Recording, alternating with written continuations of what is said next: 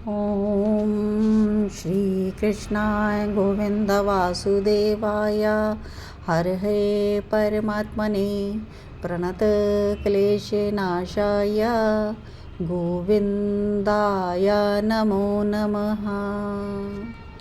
हरे कृष्णा। सभी भक्तों का स्वागत है कृष्णा डिवोशन चैनल पर।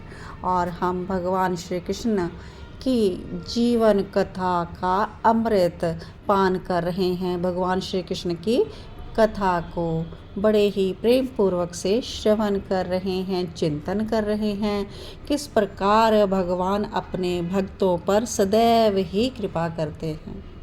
तो आइए आगे का भाग श्रवण करने से पहले पीछे का जो हम एपिसोड कह चुके हैं उसका रिकैप कर लेते हैं। श्री कृष्ण चरित अमृतम की कथा में हमने श्रवण किया कि किस प्रकार से पांडवों का राज्य यज्ञ भगवान श्री कृष्ण द्वारा संपूर्ण करवाया गया। और द्रौपदी जब उपहास कर बैठती है दुर्योधन पर, तो दुर्योधन का मन कैसे कुंठित हो जाता है और उसके मन में द्वेष भावना, प्रतिशोध की भावना उत्पन्न हो जाती है। तो यही महाभारत होने का मुख्य कारण माना जाता है। नेक्स्ट हमने श्रवण किया कि किस प्रकार मामा शकुनी दुर्योधन को दाव पेच सिखा रहा है और धृत कीड़ा यानी जुए में खेल खिलवा कर पांडवों से बदला लेने का कह रहा है। और मामा शकुनी के पास किस प्रकार से शतरंज के ऐसे पासे हैं, जादुई पासे हैं कि जो भी अक्षर वो बोलेंगे वही आएगा। तो आज के भाग में हम श्रवण करेंगे पांडवों और कौरवों के मध्य हुआ धृत कीड़ा जुआ। तो आइए स्टार्ट करते हैं आज की कथा। श्री कृष्ण चरित अमृतम भाग 302 धृत क्रीड़ा, जुए में कैसे हारे युधिष्ठिर। अब महाराज युधिष्ठिर और सभी पांडव मिलकर वापस जाने की तैयारी कर रहे हैं भाइयों के सहित। पांचों पांडवों ने महाराज धृतराष्ट्र के चरणों में पूर्ण श्रद्धा के साथ प्रणाम किया। इंद्रप्रस्थ की ओर से राजसूय यज्ञ का भेंट भी निवेदन किया। भीष्म पितामह, गुरु द्रोणाचार्य, कृपाचार्य आदि सभी उपस्थित थे और युधिष्ठिर जी ने सबको प्रणाम किया। सब ने प्रसन्न मन से आशीर्वाद भी दिया।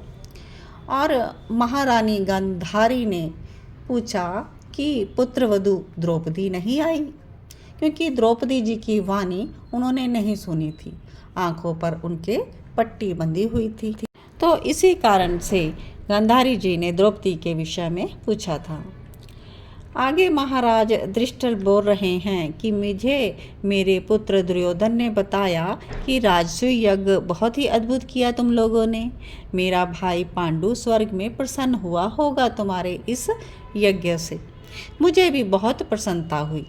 ऐसा कह रहे हैं धृतराष्ट्र जी।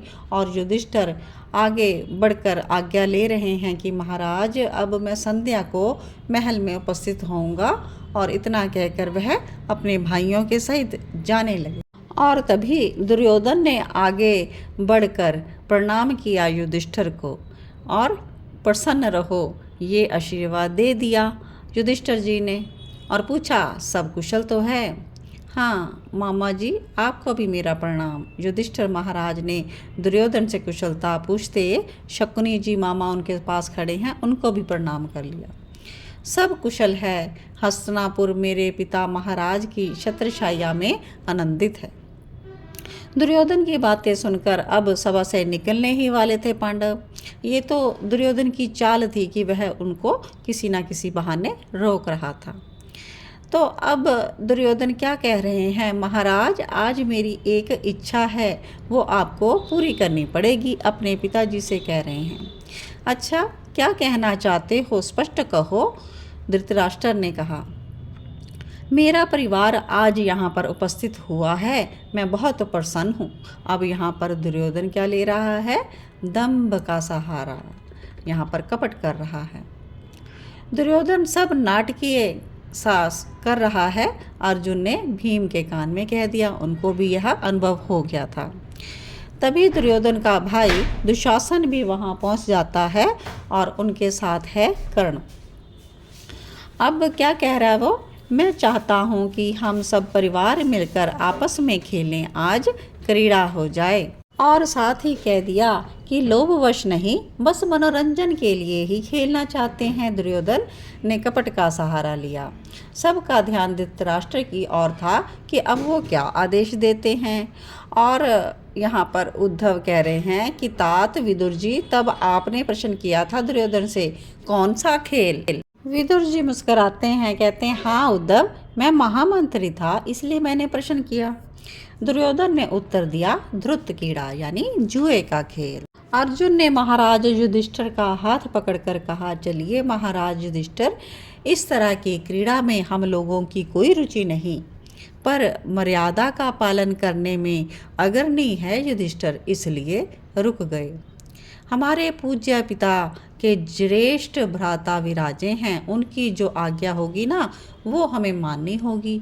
इतना कहकर जो युधिष्ठिर था अपने भाई अर्जुन को रोक लेते हैं। ये राजा महाराजाओं का खेल है, आप आइए बैठिए। नहीं नहीं, महाराज जैसी आज्ञा देंगे। दुर्योधन अर्जुन और भीम को देख रहा था तो दोनों खेलने की बात छोड़ो, ये तो रुकने के लिए भी तैयार नहीं थे। धृत कीड़ा मनोरंजन के लिए प्राचीन काल से ही चली आ रही है, इसलिए युधिष्ठिर दुर्योधन का मन रखने के लिए तुम खेलो, धृतराष्ट्र ने अब युधिष्ठिर से कह दिया। तब विदुर जी ने जरूर पूछा था कि युधिष्ठिर के लिए आपकी क्या आज्ञा है, तो धृतराष्ट्र ने कह दिया था कि धृत क्रीड़ा के लिए किसी को आज्ञा नहीं दी जाती, युधिष्ठिर को अपने भ्राता का मन रखना चाहिए, यानी उनका कहा मान लेना चाहिए। ये महाराज की आज्ञा नहीं है, इसलिए तुम चाहो तो खेल सकते हो, ऐसा कह दिया था विदुर ने। आप कितना संभाल रहे थे पांडवों को, पर कली सवार हो गया पांडवों के विवेक पर, उद्धव जी कह रहे हैं। इसलिए अपने से बड़ों की बातों का आदर करना ही चाहिए। और दुर्योधन कुछ गलत भी नहीं कह रहा था, वो अपने भाइयों के साथ क्रीड़ा ही तो करना चाहता था, इसमें क्या गलत था। और अर्जुन युधिष्ठिर को कुछ कहने जा ही रहे थे, लेकिन आगे बढ़कर दुर्योधन को अपने गले से पहले ही युधिष्ठिर लगा चुके थे। यानी अर्जुन रोक रहे थे कि यह जुआ ना हो, लेकिन दुर्योधन कपटवश यह जुआ खेलना चाहते थे। और सब वहाँ पर बैठ गए। युधिष्ठिर को एक उच्च आसन में बिठाया गया और आसपास अर्जुन, भीम, नकुल, सहदेव सब लोग बैठ गए और सामने दुर्योधन बैठ गया और चौसर बिछा दिया गया। अब दुर्योधन ने सबके सामने घोषणा कर दी कि मेरा प्रतिनिधि मेरा मामा होगा। अर्जुन ने विरोध किया, ये नहीं हो सकता। भीष्म पितामह के भी विरोध के स्वर सुनाई दिए, पर क्यों? दुर्योधन का प्रतिनिधि शकुनी क्यों नहीं हो सकता? अब धृतराष्ट्र महाराज ने भी ये प्रश्न किया तो अर्जुन कोई उत्तर ना दे सके। भीष्म पितामह ने इतना अवश्य कहा था कि चौसर खेलने में शकुनी कुछ ज़्यादा ही निपुण है, तो इस बात पर दुर्योधन हंसा और सब लोग भी हंस दिए। और शकुनी दंभ भरी वाणी से युधिष्ठिर से पूछ रहा था, आज्ञा है। अब युधिष्ठिर भी फंस गया था उनकी चाल में और कहा, मामा जी शुरू कीजिए। पासे पीसने लगा शकुनी और पीसते हुए युधिष्ठिर से बोला, क्या लगाओगे दाव में? 100 स्वर्ण मुद्रा। ये कहते हुए युधिष्ठिर ने अर्जुन की ओर देखा।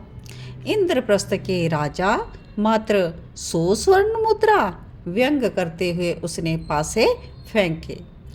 6 मेरे, तुम्हारे 4, युधिष्ठिर बोल उठे। मामा 6 आने चाहिए, अब इधर से दुर्योधन बोल उठा।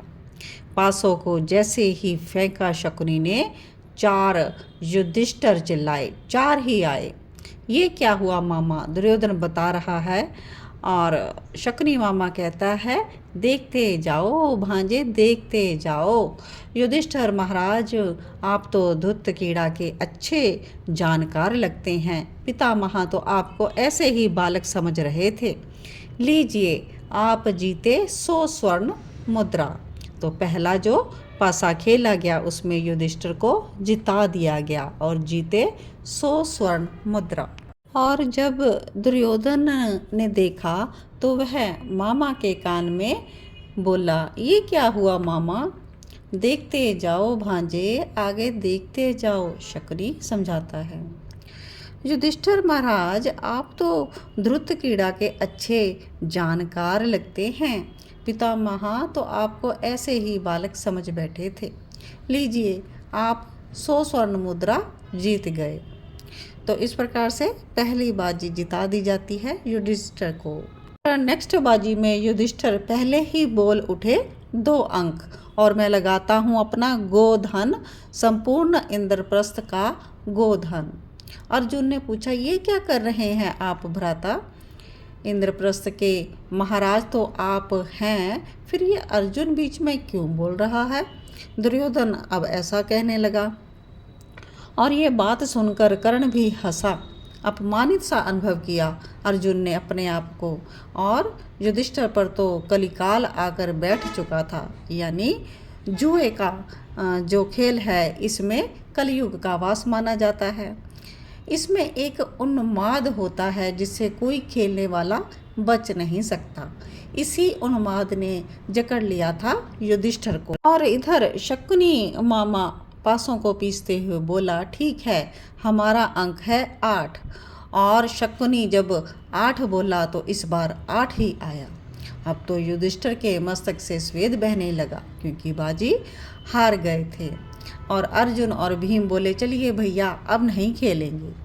और कर्ण बोल उठा, वीर लोग रण छोड़कर नहीं जाते। तो भीम चिल्लाया, हिम्मत है तो तू आ इधर, मैं तुझे बताता हूँ सूत पुत्र। कर्ण को ऐसा कह रहे हैं। लेकिन युधिष्ठिर को इन बातों से आज कोई विशेष फर्क नहीं पड़ रहा, और वह अगली बाजी खेलने के लिए तैयार हैं। और युधिष्ठिर बोल उठे, अब इंद्रप्रस्थ की सारी संपदा, और अंक बोला 5। तो शकुनी मामा ने भी अपना अंक 10 बचाया, और पीसा पासों को शकुनी ने। पूरी सभा उन्माद से भर गई, सबकी दृष्टि चौसर पर थी। अब तो कृपाचार्य, द्रोणाचार्य सब चौंक गए इस व्यवहार से, और 10 ही आ गया। युधिष्ठिर फिर से पानी पानी हो गए, और अर्जुन ने सिर पकड़ लिया, क्योंकि अब युधिष्ठिर महाराज फिर से हार गए हैं। संपत्ति अब नहीं है कुछ भी उनके पास। इस बात पर शकुनी और दुर्योधन के साथ कर्ण भी हंसने लगा। और अब कुल गुरु कृपाचार्य बोले कि जब संपत्ति ही नहीं तो खेल अब नहीं होगा, क्योंकि युधिष्ठिर हार चुके हैं, खेल को बंद कर दिया जाए। सिर झुका हुआ है युधिष्ठिर का, वो तो कुछ बोल ही नहीं रहा। अब शकुनी फिर से उकसाता है, आपके पास अभी तो इंद्रप्रस्थ है, उसे भी लगा दीजिए। युधिष्ठिर ने नीचा सिर किया है, लेकिन बाजी बोल दी, अंक बताया 3।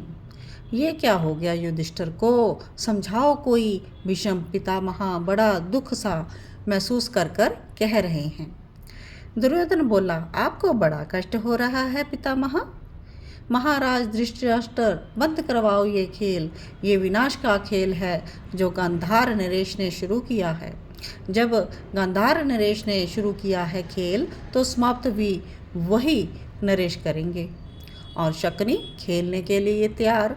उन्होंने अपना अंक बताया 5, पासे पीसे और 5 ही आ गया।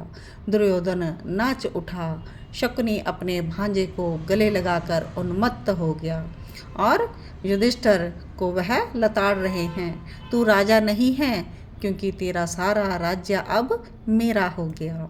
भीष्म पितामह कुछ बोलना चाह रहे थे, लेकिन क्या कहते, युधिष्ठिर अब हार चुके थे। अब दुशासन ने युधिष्ठिर के मस्तक से स्वर्ण का मुकुट उतार लिया, खींच लिया। कहता है ये हमारा है, और स्वयं लगाकर सबको दिखा रहा था कि मैं इंद्रप्रस्थ का राजा। दुशासन को देखकर दुर्योधन के लोग जितने भी सभा थे वो सब हंस रहे थे, और युधिष्ठिर नीचे सिर किए हुए बैठे हैं। अर्जुन ने दुशासन की ओर क्रोध से देखा तो दुशासन ने कह दिया, आंखें नीची करो अर्जुन, अब तुम लोग राजा नहीं हो, ना तुम्हारे पास राजपाट है, इसलिए चुपचाप नीची दृष्टि करके बैठो। अर्जुन ने दृष्टि नीचे की, और क्या करते। तो अब तो खेल समाप्त हो गया, क्योंकि लगाने के लिए अब कुछ नहीं है इन भाइयों के पास। मामा शकुनी कहते हैं, ना भांजे, अभी तो ये 5 भाई हैं, अपने आप को लगा दें। अगर ये बाजी इन्होंने जीत ली तो सब जो ये हारे हैं इनका हो गया। लेकिन विदुर जी आप बोल पड़े थे तब, मत खेलो कुंती नंदन, अब उठ जाओ। लेकिन ये जो खेल होता है ना, ये उन्माद का होता है। और हारे हुए युधिष्ठिर ने अपनी थकी हुई वाणी से हताश निराश हुए फिर से 2 अंक लगा दिए, और शकुनी उधर से बोला 1। अब 1 बोला है तो शकुनी के पास है, उसी का कहना मानते हैं। 1 आना ही था, क्योंकि ध्रुत क्रीड़ा मात्र भाग्य से ही नहीं जीती जाती, छल कपट भी इसकी आवश्यकता होती है। अब युधिष्ठिर में तो यह सब छल कपट नहीं था, लेकिन शकुनी इन सब का श्रेष्ठ क्रीड़क था, इसलिए शकुनी ही जीता।